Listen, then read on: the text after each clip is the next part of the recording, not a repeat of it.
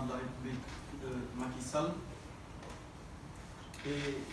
à travers les instructions que nous avons reçues par le canal du Premier ministre, dire que les services de l'État ont été instruits d'accompagner le comité d'organisation du Dakar afin que l'édition 2023 se déroule dans les meilleures conditions possibles. Pour rappel,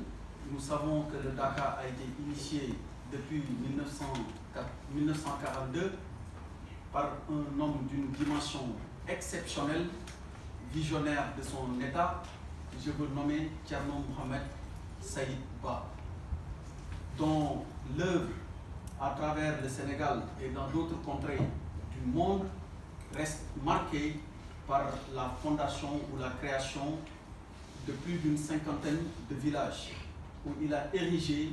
des mosquées où on pratique une éducation spirituelle qui est digne de celle qu'ont connue les hommes de Dieu qui l'ont devancé. Alors pour l'édition de cette année,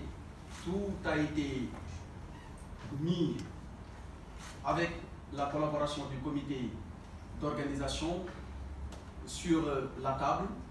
pour examiner les différentes requêtes et y apporter les solutions appropriées. De ce point de vue, nous pouvons dire, au moment où nous parlons, il y a une dizaine de jours, de ce grand événement qui rassemble des ressortissants du pays, mais également venant de la sous-région, que les principaux engagements ont été sérieusement pris en compte. Pour le surplus également, des engagements qui devront être traités avant le jour J, des engagements où, en tout cas,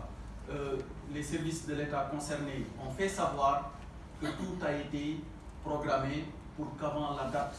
du 4 mars, que les réalisations soient sur site. Et j'en profite pour demander au gouverneur de Kolda ici présent, conformément aux instructions de son Excellence, Monsieur le Président de la République Macky Sall, d'en assurer un suivi rapproché. Les principaux problèmes ont trait à l'approvisionnement en eau, mais également à l'abattage des animaux sur pied.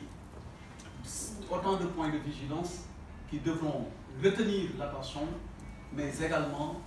être suivis de façon à ce qu'après le Dakar, dans le cadre d'une réunion d'évaluation, ou en tout cas à la plus prochaine rencontre, qu'on puisse dire avec satisfaction que tous les points d'attention soulevés ont été traités comme nous le souhaitons. Nous vous transmettons les salutations et les meilleurs ziars de son Excellence, Monsieur le Président de la République Macky Sall, qui en même temps en profite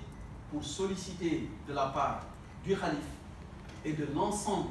de la communauté de Médina Gounass qui se particularise par la pratique intense de sa foi à travers les lectures du Saint-Coran et du Zikr, de prier pour le pays, mais également de prier pour l'Afrique et de prier pour tout le monde. Je vous remercie.